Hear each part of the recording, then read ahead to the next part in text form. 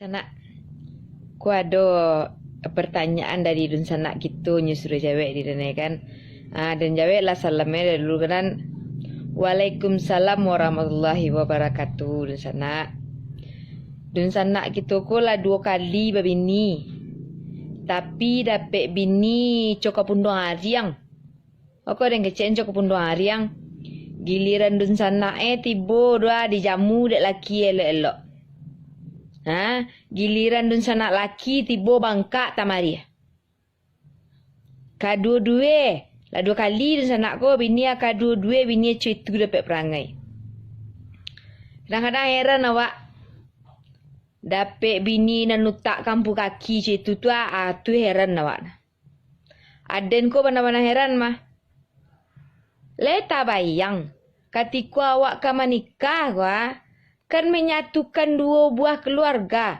Dari induk seorang adik kau lah jadi berdua induk kau. Dari dun sanak seorang adik kau lah berdua dun sanak kau. Kini giliran tiba dun sanak laki kau bangkak tamari kau. Ada kok sadar kau?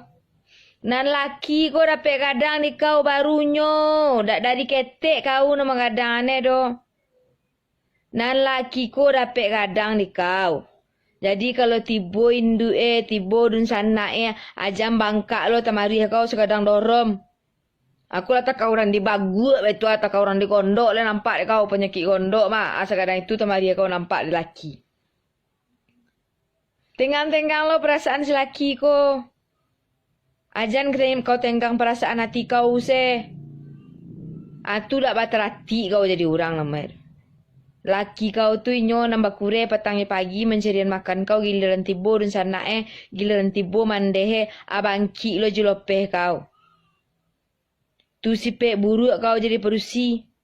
Tidak kau tunjuk ajari kau rinduk kau menyelang laki dulu. Jangan pernah menganggap lo dun sanak laki tu dun sanak orang lain. Kau anggap lo lah dun sanak laki kau tu dun sanak kau. Dak giliran dun sanak kau setibo do. Anan kagak kadang hati kau. Giliran sanak laki kau tibo bangki kau. Dia kau lagi lo kau. Ubahlah perangai kau tu piak. Ubahlah. Aku tabi pasal laki kau tu kau yang campak lo kau di laki kau.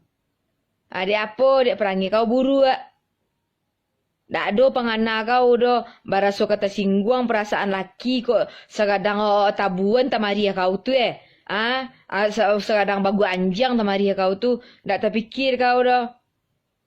Nyo kalau awak do kolah ka laki tu dikana dari induk seorang menjadi induk berdua, dari barayah seorang barayah berdua.